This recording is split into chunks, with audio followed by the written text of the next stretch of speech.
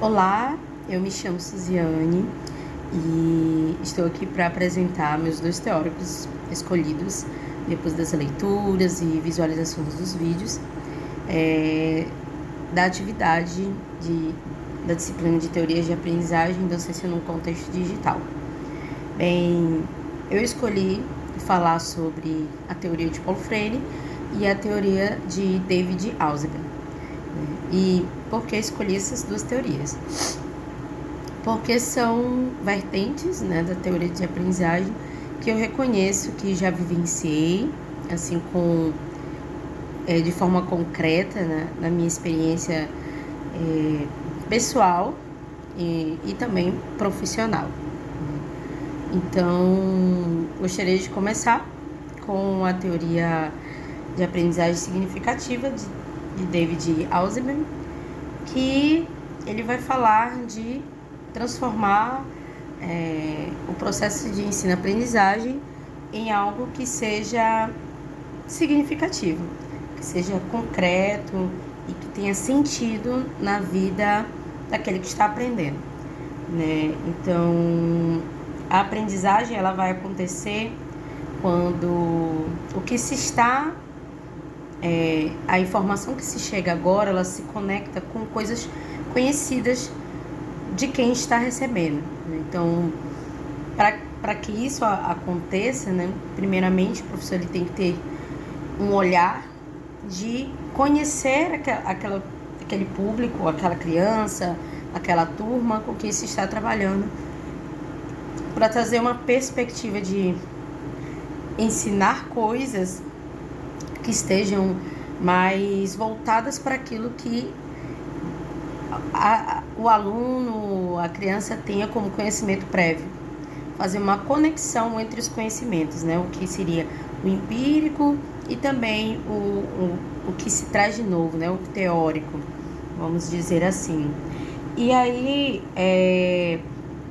isso de tornar uma educação significativa faz com que a gente saia de um processo de ensino e aprendizagem mecânico, que é o que a educação tradicional apresenta, que você observa, você escreve, você lê, você reproduz, mas você não cria sentido naquilo para você. Isso também faz com que a gente olhe aqui, repita, mas em um determinado prazo isso seja esquecido, porque não teve real sentido para você, E aí, onde eu coloco essa teoria significativa na minha vida?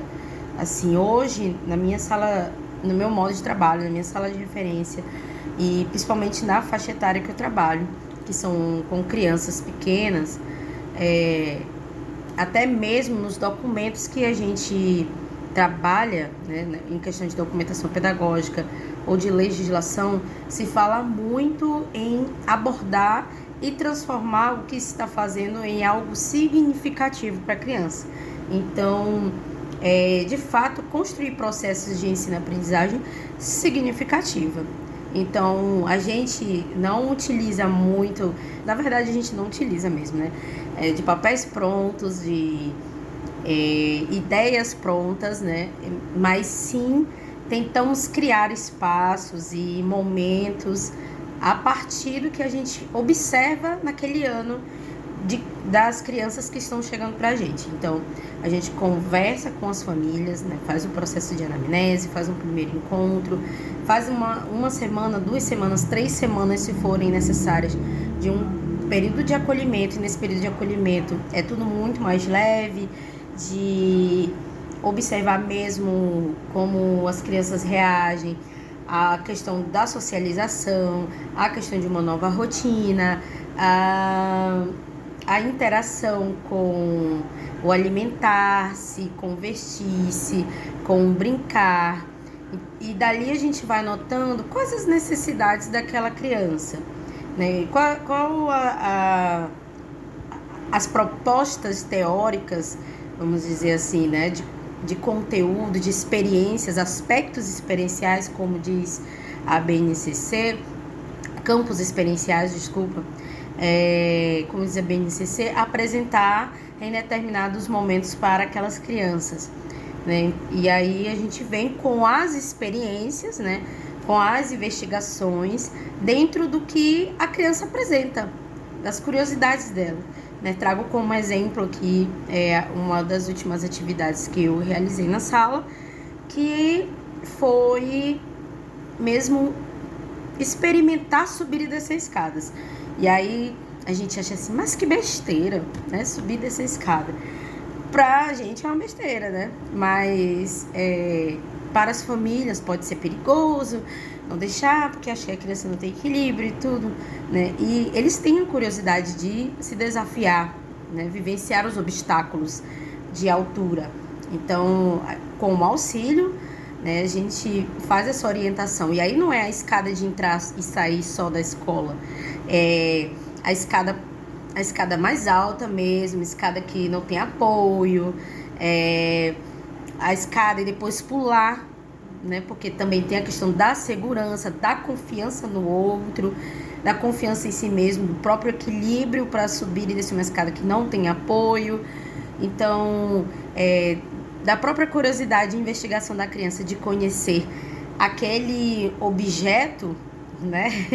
A gente também apresenta para elas outras coisas a se descobrir num processo de subir e descer escadas. Então a gente está tornando aquela ação que é mecânica do dia a dia nossa, né, por conta da nossa rotina de subir e descer uma escada, algo significativo e muito direcionado também para um processo de aprender algo, né? Então, você aprendeu para além de subir e descer escadas, a ter equilíbrio, a ter confiança, a ter confiança no outro que vai lhe dar o suporte, a reconhecer os seus limites, a saber onde se apoiar, aonde não se apoiar, o quão alto, o quão baixo é.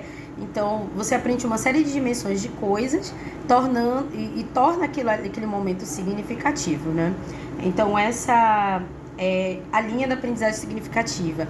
Observar, trazer as propostas no processo de ensino-aprendizagem a partir desse olhar que você tem sobre quem está aprendendo, né? Tentando entregar algo que faça sentido, que se conecte com aquilo que é parte da história daquela pessoa, né? Que faz parte também daquilo que ela deseja aprender, né? Se conectando, a aprendizagem nova, se conectando com aquilo que já é de alguma forma conhecido, deixando de ser mecânico, né? E passando a ter sentido aquilo que ela está aprendendo, tornando-se consciente também das novas ações, do conhecimento e de tudo aquilo que já vivenciou. E aí agora eu gostaria de falar sobre a teoria de Paulo Freire, que foi uma vivência que eu tive há uns anos atrás, trabalhando diretamente com educação popular como voluntária, né? E não consegui até hoje assim visualizar de forma concreta como essa teoria ela poderia ser aplicada, por exemplo, nos espaços de educação formal. Até porque uma das grandes reflexões assim, desta teoria de aprendizagem é o qualitativo é mais importante do que o quantitativo, né? E na educação formal a gente tem a proposta do quantitativo e do qualitativo estarem intercaladas, mas nem sempre tem qualidade, mas sempre tem que ter quantidade, né? Então, na teoria de Paulo Freire, a construção do conhecimento, ela está, né, em equilíbrio ali com a construção do pensamento crítico. Então, só vai acontecer a construção do conhecimento quando se tem um pensamento crítico. E não existe pensamento crítico sem a construção do conhecimento. Então, a mente da pessoa, né, ela vai ser libertada daquele não conhecimento das coisas, a partir do conhecimento e também da concepção crítica do que ela tem vivenciado, né?